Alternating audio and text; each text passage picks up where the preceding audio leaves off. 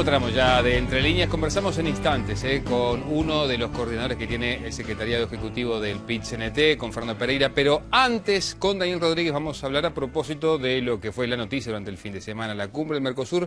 A ver, Daniel, ¿qué dejó esta cumbre? Bueno, es difícil verlo desde el punto de vista de lo que es habitual en las cumbres del Mercosur, temas de integración, comercio, bueno.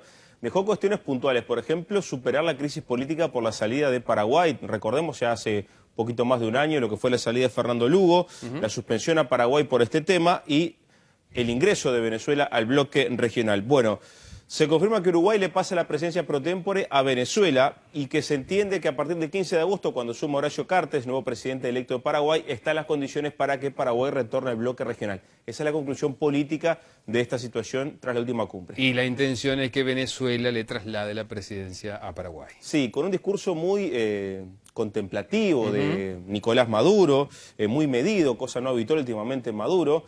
Bueno, hablando de cosas que pasaron, que tal vez todos tuvieron reacciones que no eran las mejores en su momento, pero incluso hablando de que Venezuela ama al pueblo paraguayo. Bajo ese discurso, bueno, se busca acercar a las partes, según Maduro, y entregar la presidencia pro tempore a Paraguay en la próxima cumbre que se va a realizar en Venezuela sobre fin de año. De esta forma se intenta acercar de vuelta a Paraguay y esa ha sido la posición que asume ahora Venezuela en la presidencia pro tempore. Habrá que ver también, bueno, qué pasa a nivel de UNASUR. Recordemos que el propio Maduro, siendo canciller venezolano, estuvo en Asunción y fue visto como uno de los hombres que, bueno, más defendía a Lugo y también de parte del actual gobierno paraguayo más intentó desestabilizar aquellos cambios políticos dados en Asunción tras la salida de Lugo. Bueno, y es bueno saber cómo fue la reacción justamente desde Asunción, desde Paraguay. Bien, las reacciones se pueden dividir. Por un lado, la del presidente electo Horacio Cartes y también del actual gobierno de Paraguay. Con respecto al actual gobierno, el canciller José Félix Estigarribia dijo que el gobierno rechaza todos los puntos aprobados por la cumbre.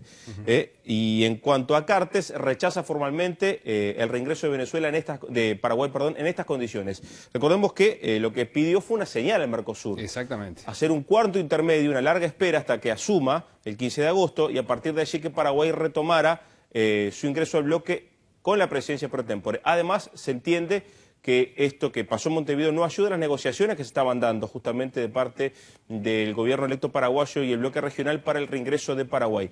Porque se entiende ahora que no están dadas las condiciones jurídicas para el ingreso de Mercosur. Paraguay no votó en su Senado el ingreso de Venezuela y por ello, bueno, ahí entiende que hay un problema y que lo de resuelto en Montevideo dificulta que haya negociaciones políticas. Recordemos que el Senado paraguayo está dominado por el Partido Colorado del presidente electo Cartes y bueno, hay que ver si se puede llegar a votar justamente el ingreso de Venezuela, como dice Paraguay que hay que hacer para que esto funcione de acuerdo a lo que es el Tratado de Asunción. Otro hecho político en la cumbre fue finalmente la declaración que hubo contra el espionaje de Estados Unidos y todo lo que le pasó al mandatario del altiplano, Evo Morales, ¿no? Exactamente. Con respecto a Evo Morales, bueno, una declaración de apoyo, además consultas a los embajadores de los países involucrados en esa prohibición de vuelo que se hizo hacia el avión presidencial boliviano. Estamos hablando de España, Francia, Italia y Portugal. También eventualmente se habla de llamar en consultas a los embajadores del bloque regional en esos países para que informen sobre esa situación. Con respecto al tema del espionaje, bueno, por supuesto una declaración de rechazo hacia el espionaje que se reveló de parte de Estados Unidos, sobre todo hacia Brasil, y además se van a hacer acciones ante Naciones Unidas. Se entiende que hay que hacer una condena multilateral en Naciones Unidas hacia este tipo de hechos. Y además buscar a nivel de Mercosur un grupo de trabajo sobre seguridad y telecomunicaciones para analizar la seguridad en Internet de los archivos de los gobiernos. Esta es un poco la conclusión vinculada a este punto tratado en la cumbre de Montevideo. Bueno, ¿y del Mercosur económico comercial quedó algo? Yo lo que rescato de repente para marcar lo que es la posición del gobierno uruguayo en este tema es que Danilo Astori en el foro empresarial insistió nuevamente en el tema del regionalismo abierto, el concepto que habla de que el Mercosur es necesario, que hay que seguir en él, dijo Astori, pero que hay que habilitar las membresías múltiples. ¿Esto qué quiere decir? Bueno, que Uruguay pueda asociarse, por ejemplo, no lo dijo con nombre propio, pero dijo los miembros poder asociarnos con otros bloques. Y habló, sí, específicamente de la Alianza del Pacífico, y además puso como ejemplo el caso de Bolivia, que en su tratado de adhesión al Mercosur no pierde su calidad de miembro de la comunidad andina, dando cuentas de que, bueno, si se puede hacer con la gente, con los países que van a venir del exterior, ¿por qué no hacerlo dentro del propio bloque? Y pidió que los países tengan la elasticidad para permitir esas múltiples membresías, sin duda marcando nuevamente su posición con respecto al tema de integración regional y bueno, en parte algo que también ha dicho Mujica, se destaca como algo distinto de esta cumbre, que fue más política que comercial, está claro. Bien, bueno, y en el final, si me acompañan, ya vamos a recibir con muchísimo gusto, les decía, a uno de los secretarios, coordinadores del secretario ejecutivo del PIT-CNT, Fernando Pereira. Pereira, ¿cómo le va? Buenas noches, gracias por acompañarnos. Un placer estar con ustedes, como siempre. Bueno, la pauta salarial que estableció el gobierno para la ronda de negociación se ha dicho que es insuficiente por parte del PIT-CNT. Ahora, Pereira, ¿no privilegia los sueldos más sumergidos, en definitiva? Sí, hemos dicho una serie de cosas. La primera es que claramente hay una cantidad de miles de uruguayos, varios cientos de miles de uruguayos, que están por debajo de los 14.000 pesos y que el PIT-CNT tomó como prioridad dar un salto en ellos. No lo tomó antojadizamente, lo tomó a partir de que la central prioriza, en este caso, a aquellos trabajadores que su salario obviamente no les da para vivir dignamente del mismo. En ese empujón nosotros queríamos privilegiar en primer lugar el salario mínimo, intentándolo llevar en el menor tiempo posible a 10.000 pesos. El gobierno hace una propuesta, nosotros creemos que hay que hacer un esfuerzo más al 2014 y llevarlo a la cifra de 9.500 para llegar al año siguiente a los 10.000. Me parece que cualquier uruguayo que nos esté mirando sabe que lo que estamos pidiendo no es ni exagerado, ni que va a distorsionar la economía de una empresa. Si esto fuera así, habría que revisar cuál es la calidad de esa empresa, ¿verdad? Porque estamos hablando de salarios estrictamente muy bajos. Después en la fórmula general... En la pauta que ha establecido el gobierno no se prioriza con esa definición a esos cientos de miles de uruguayos. Yo creo que hay que dar un salto mayor. Todos creemos en el secretariado, esto es unánime, que hay que dar un salto mayor en el salario mínimo y generar mejores condiciones, dependiendo de cuál industria se trate, pero generar mejores condiciones para aquellos trabajadores que ganen 14.000 pesos. Y además, plantear algo que lo hemos dicho a todas voces. Es muy difícil explicar los lineamientos del Poder Ejecutivo en una asamblea de miles de trabajadores. Yo diría que es casi imposible. Nosotros le hemos dado el documento a los economistas del Cuesta Duarte, a los efectos de que lo lleven o lo traten de llevar al lenguaje más de asamblea, pero asimismo son fórmulas realmente complejas. Yo entiendo que en algún momento de la negociación colectiva en Uruguay vamos a tener que discutir cosas que en Uruguay no se han discutido históricamente. Nunca, no va a ser eterno que la fórmula sea inflación más tantos puntos de recuperación.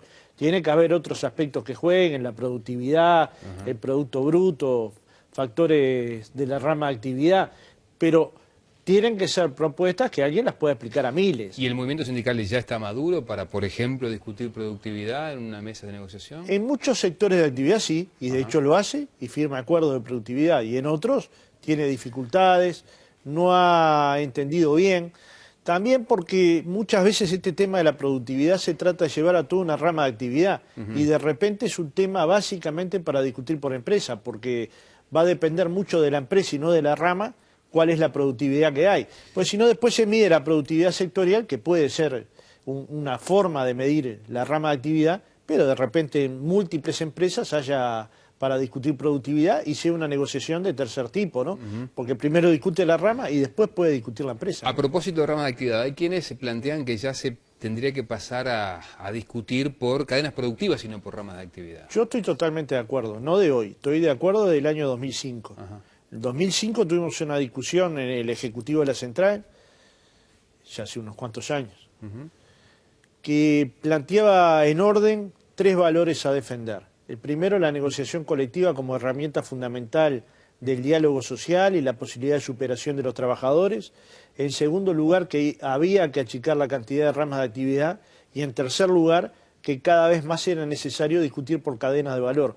Por lo siguiente, porque en una cadena de valor puede haber sectores de la actividad que ganen salarios buenos o más o menos buenos y otros que tengan salarios pésimos. Sí, trabajadores por ejemplo, pobres y trabajadores ricos. Si midiéramos el tema madera o el tema lácteo o el tema metalúrgico o decenas de temas que se podrían medir y que bueno, que claramente los lugares de actividad con mayor poder sindical tienen que contribuir que aquel sector que tiene menores posibilidades de alguna manera aumenten el sueldo. Bueno, en el último conflicto lácteo discutíamos esto.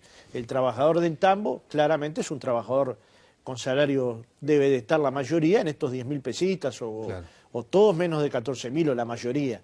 Entonces, si se va a discutir esta industria, sería lógico que este sector en particular sea atendido dentro de esta cadena de valor, ¿Y por qué no se llega a como poder en la discutir por bebida, la cadena? cebada, como hay 200 ejemplos. ¿Y por qué no se llega? Bueno, el Uruguay tiene una historia de discutir por rama de actividad. Sí. Cambiar la historia implica que todos los trabajadores en conjunto, pero también las cámaras empresariales empiecen a dibujar cómo se construye una cadena de valor, ¿verdad? Empiecen a dibujar en su cabeza cómo puede haber una negociación colectiva que en vez de por rama sea por cadena de valor. Para ¿verdad? eso todavía no estamos prontos, entonces. No, yo creo que hay que trabajar para estar prontos. Es decir, si uno no comienza a trabajar, si la productividad nos amagamos todos los años de una y de la otra parte, pero no ponemos una negociación concreta arriba de la mesa, si sobre la cadena de valor todo el mundo amenaza, pero no pone una propuesta concreta arriba de la mesa, vamos dilatando el comienzo.